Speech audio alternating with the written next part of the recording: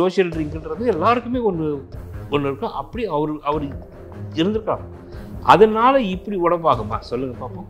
இதுக்கு நான் ஏற்கனவே ஒரு இன்டர்வியூ கூட சொல்லுவேன். இதுக்கு ஆரம்ப புள்ளின்றது அவனிவன்.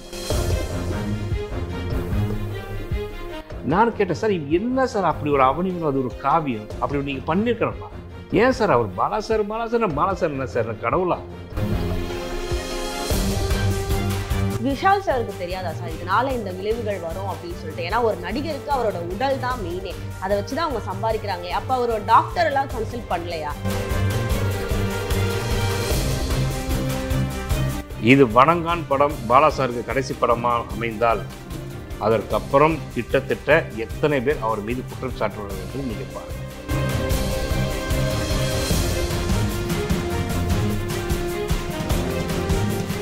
சேனல் 5 நேயர்கள் அனைவருக்கும் வணக்கம். இன்று நம்மளோடு இணைகிறார் திரைப்பட தயாரிப்பாளரும் மற்றும் விஷால் அவர்களுடைய நெருங்கிய நண்பருமான ராஜா அவர்கள். சார் வணக்கம். சார் அனைவருக்கும் வணக்கம். சேனல் 5 நேயர்களுக்கு இனிய வணக்கம். சமீபத்தில் நடந்த நிகழ்ச்சியில் விஷால் அவர்களை பார்த்து நிறைய பேர் நிறைய விமர்சனங்கள் வச்சாங்க, நிறைய பேர் பரிதாபமும் பட்டாங்க. இது பாலா அவர்களால் தான் இந்த மாதிரியான காரணங்களுக்கு அவர் தள்ளப்பட்டார், இந்த மாதிரியான விஷயங்கள்லாம் நிறைய கான்ட்ரவர்சியாக போயிட்டு இருக்கு சார். உண்மையாக விஷால் அவர்களுக்கு என்ன தான் சார் ஆச்சு? இல்லை, கரெக்ட். நீங்கள் இப்போ கேள்வியிலே வந்து ஒரு ஒரு ஒரு எனக்கு ஒரு ஒரு ஒரு ஒரு ஒரு மாற்று கருத்து இருக்குமா? என்னென்னா, நிறைய கான்ட்ரவர்சியான கேள்விகள் வரும்னு சொல்கிறீங்க. அப்படி கிடையாது.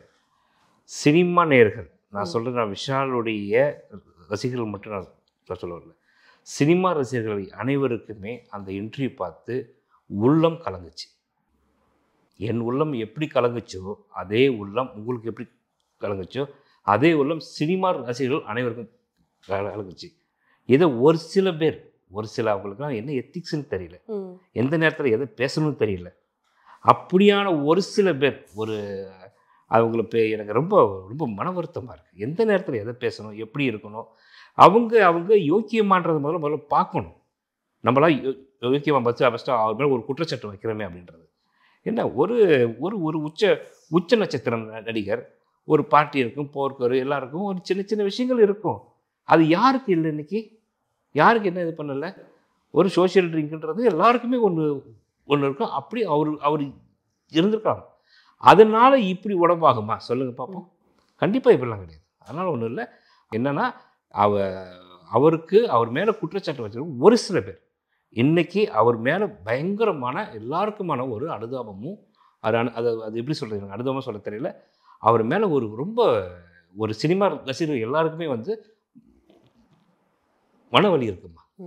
இந்த எப்படி சார் இது ஆச்சு? அவருக்கு என்ன பிரச்சனை? அவருக்கு ஃபஸ்ட்டு இதுக்கு நான் ஏற்கனவே ஒரு இன்டர்வியூ கூட சொல்லுவேன். இதுக்கு ஆரம்ப புள்ளின்றது அவனிவன் தான்.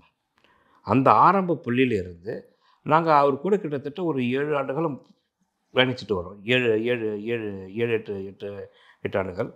நான் அவருடைய அனுமதி இல்லாமல் அவர் சும்மா பேசுறது கூட நான் வெளியே சொல்லக்கூடாது. ஆனால் அவர் தீராத தலைவலியில் அப்படி துடிப்பார். நீ தலைவலியில் நமக்கு வர மாதிரிலாம் கிடையாதும்மா. அவர் தெரியும் என்ன சார் அப்படின்னாலே அந்த நீங்கள் கொஞ்சம் நேரம் பார்த்தீங்கன்னா அவருடைய கண் அப்படியே இப்படி போயிட்டு வருமா. ஸோ அப்படியான ஒரு வழியில் வந்து அவர் துடிப்பார். நான் கேட்டேன், சார் இது என்ன சார் அப்படி ஒரு அவனிவன், அது ஒரு காவியம் அப்படி நீங்கள் பண்ணியிருக்கணுமா? ஏன் சார் அவர் பாலாசார் என்ன சார் கடவுளா? சொல்லுங்கள் பாப்பா. அவர் படம் உடனே நீங்கள் எல்லாமே ஆர்டிஸ்ட் எல்லாருக்குமே நான் கேட்குறேன், அவர் கடவுளா? அவர் சொன்னதை அப்படியே செஞ்சிடணுமா? முதல்ல என்ன மனநிலை சார்? ஒரு ஆர்கன், கடவுள் படைத்த ஒரு ஆர்கனை நீங்கள் மாற்றி அமைக்கணும்னு நினைக்கிறது வந்து என்ன மனநிலை இது? அது ரொம்ப ஒரு இதுக்கு முழுக்க காரணம் அவர் தானம்மா. அப்போ ஒரு படைப்பாளி, நீங்கள் மிகப்பெரிய புத்திசாலி அப்படின்னு எல்லாரும் நம்பக்கூடிய வர்றீங்க. அப்போ நீங்கள் என்ன பண்ணணும்? இதன் பின்விளைவு என்னன்றது அவருக்கு புரிய வச்சுருக்கணும். ஒரு ஆர்டிஸ்ட் என்ன பண்ணுவாங்க, இது வந்து நம்ம சரி ஏதாச்சும் ஒரு புதுசாக நம்ம ஒன்று பண்ணணும், நம்ம அதுலேருந்து நல்ல பெருசாக ஏதாச்சும் ஒரு தானே எல்லாருக்குமே இருக்கும். including Rajini sir, Kamal sir, அதான் நம்ம இருக்கும். ஸோ அந்த ஆரம்ப புள்ளின்றது அவருக்கு இன்றைக்கி இருக்கிற பிரச்சனைக்கு இவன் தான் காரணம். விஷால் சாருக்கு தெரியாதா சார் இதனால இந்த விளைவுகள் வரும் அப்படின்னு சொல்லிட்டு? ஏன்னா ஒரு நடிகருக்கு அவரோட உடல் தான் மெயினே, அதை வச்சு தான் அவங்க சம்பாதிக்கிறாங்களே. அப்போ அவரோட டாக்டர் எல்லாம் கன்சல்ட் பண்ணலையா? இந்த மாதிரி பண்ணால் நம்மளுக்கு என்ன மாதிரியான சைடு எஃபெக்ட் வரும்னு சொல்லிட்டு? இல்லை, கரெக்டான கேள்வி. இதுதான் எல்லாருக்கும் தோணும். இப்போ நம்ம நம்ம நம்ம இந்த இந்த இந்த பேட்டி பார்க்குறவங்க கூட என்ன என்ன கமெண்ட் பண்ணுவாங்கன்னா, அவர் என்ன சொன்னாலும் செஞ்சிருவாரா அப்படின்ட்டு ஒரு கேள்வி கேட்பாங்க. அப்படி கிடையாது. அதுக்கு வந்து அர்த்தம் அது இல்லை. ஒரு ஒரு நீங்கள் ஒரு நடிகனாக இருந்து நீங்கள் பார்க்கும் பொழுது அதை பார்த்தீங்கன்னா என்ன என்ன என்ன தோணும்னா, ஒரு ரிஸ்க் எடுக்கணும்னு தோணும். அது வந்து எல்லாருக்கும் ஜாக்கி சான்லேருந்து எடுத்துக்கோங்க, உலக இது இது இது வந்து ஆர்டிஸ்ட்னு எடுத்துகிட்டா எல்லாருக்குமே ஒன்று தோணும், புதுசாக ஒரு ரிஸ்க் எடுக்கணுன்றது. ஆனால் அந்த ரிஸ்க்கு எடுத்தால் என்ன விளைவு வருன்றது அந்த ஆர்டிஸ்ட்டுக்கு தெரியும், அந்த இயக்குனருக்கு கண்டிப்பாக தெரியும். அந்த ஆர்டிஸ்ட் கரெக்ட் அந்த ஆர்டிஸ்ட்டுக்கு தெரியும்னு சொல்கிறீங்க, அப்புறம் ஏன் அதை பண்ணினாருன்றது ஒரு கேள்வி வரதான் செய்யும். ஆனால் இவ்வளோ பின்விளைவு வருன்றது கண்டிப்பாக அவருக்கு தெரிஞ்சிருக்காரு. அப்படி வந்து ஏன்னா அவர் பாலாசார் மேலே எல்லாருக்கும் ஒரு அபரிமிதமான ஒரு மரியாதை. இந்த கிணத்துல விழுவு சொன்னால் எல்லாரும் போய் விழுந்துருவாங்க. என்னை பொறுத்த வரைக்கும் ஏன் அந்த கிணத்துல நம்ம போய் விழுணுன்றதான் என்னுடைய கேள்வி. அப்போ இங்க விஷால் மேலேயும் தானே சார் தவறு இருக்கு. தெரிஞ்சே போய் தானே அவர் பண்ணியிருக்காருன்றப்போ நம்ம பாலாசாரை மட்டும் குறை சொல்றது தப்பா இருக்காதுல்ல சார்? நீங்கள் ஒரு இப்போ உங்களுக்கு சக்ஸஸ் இந்த படத்து அவன் இவன் சக்ஸஸ் வந்து அப்படின்னு இருந்துச்சுன்னா அந்த பேர் யாருக்குமா? இயக்குனர் பாலாக்கு. ஃப்ளாப்பர் இருந்தால் அதுவும் அவருக்கு தான். அப்போ நீ கேப்டனாக ஷிப் நீங்கள் உங்களுக்கு தெரியும். ஒன்றே ஒன்று சொல்கிறேன் கேட்டுக்கோங்கம்மா. இப்போ இந்த படங்கள் இப்போ வரதில்லை, இப்போ பொங்கலுக்கு வந்து பாருங்கள், வணங்கான் கடவுள் புண்ணியத்தில் படம் பெரிய வெற்றி அடைன். ஏன்னா அது என்னுடைய நண்பர் படம். இந்த படத்துக்கு அப்புறம் பாலாசாருக்கு இதுவே கடைசி படமாக கூட ஆகலாம். அதுக்கப்புறம் அவர் மேல் வரக்கூடிய விமர்சனங்கள் எவ்வளவு வருதுன்னு சொல்றீங்க சார்? இது கடைசி படமா கூட ஆகலாம்னு சொல்லிட்டு ஒருத்தவங்களுக்கு ஜூஸ் அவ்வளோதான் நம்ம இருக்கும். கண்டிப்பாக இந்த வணங்கான் மிகப்பெரிய வெற்றி பெறணும் நான் கடவுள் வேண்டிக்கிறேன். இது வந்து நான் வந்து என்னுடைய நண்பர் படம். நீங்கள் வந்து பாலாசார் வேறு விதமான படங்கள் எடுக்கலாம். மீண்டும் ஒரு அவர் எனக்கும் ஒன்று புரியல. அவரை பாலாசாரை சுற்றி இருக்கிறவங்க நீங்கள் இப்படி தான் படம் பண்ணணும்னு சொல்கிறாங்களா, இல்லை அவருடைய மனநிலை அப்படி இருக்கா அப்படின்றது எதுவும் தெரியல. அவர் படங்கள் எடுக்கலாம், ஆனால் இதே மாதிரியான படங்கள் தொடர்ச்சியாக அவரால் இனி எடுக்க முடியாதுன்றதை நான் நம்புகிறேன். இந்த நிகழ்ச்சிக்கு பிறகு நீங்கள் விஷால் அவர்களை பார்த்தீங்களா? ஏன்னா நிறைய விமர்சனங்கள் வந்தது. அதே மாதிரி நிறைய பேர் உறக்கமாகவும் விஷால் அவர்களை பற்றி பேசியிருந்தாங்க. விஷால் அவர் என்ன ரியாக்ட் பண்ணார்? எனக்கு நான் மெசேஜ் அனுப்பியிருக்கேன். எப்பயுமே எனக்கு உடனே ரிப்ளை பண்ணிவிடுவாங்க. ஒரு 1.5 நாள் ஆச்சு இது வரைக்கும் எந்த ரிப்ளையும் வரல. நாளைக்கு அவர் சந்திக்க எனக்கு. இப்போ இந்த மாதிரியான பிரச்சனையில பாலாசாரால தான் நான் இந்த மாதிரியான பிரச்சனையில ஈடுபட்டுட்டேன், இந்த மாதிரி பிரச்சனைகள்லாம் எனக்கு வந்துச்சு அப்படின்னு சொல்றாருல்ல சார்? கடுமையான தலைவலியில அனுபவிச்சதாகட்டும் இந்த மாதிரி இன்னைக்கு வரைக்கும் அவர் வாயை திறந்து சொல்ல மாட்டாரு. அதான் சார் கேட்குறேன். யாருமே இது வரைக்கும் சொல்லலாமா? முதல் முறையாக நானும் இவர் மட்டும் சொல்லியிருக்கோம், இன்னொருத்தர் 2 பேரும் சொல்லியிருக்கோம்.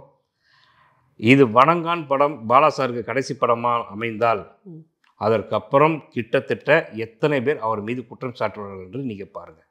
ஏன்னா எந்த இயக்குனர் மேலேயும் ஒரு நடிகரோ டெக்னீஷியனோ குற்றம் சாட்டு அவர் பீக்கில் இருக்கும்போது வைக்க மாட்டாங்க. புரியுதுங்களா? எனக்கு ஒன்றும் பாலாசாருக்கு எனக்கும் ஒரு தனிப்பட்ட விரோதமோ தனிப்பட்ட கொடுக்கல் வாங்கலோ தனிப்பட்ட பழக்கொடுக்கல் கிடையாது. அவர் ஃபங்க்ஷனில் பார்த்துருக்கோம், சார் நானுங்க சாருக்கும் விளக்கம் இருக்கும். தனிப்பட்ட எந்த விதமான விரோதமும் எதுவுமே கிடையாது.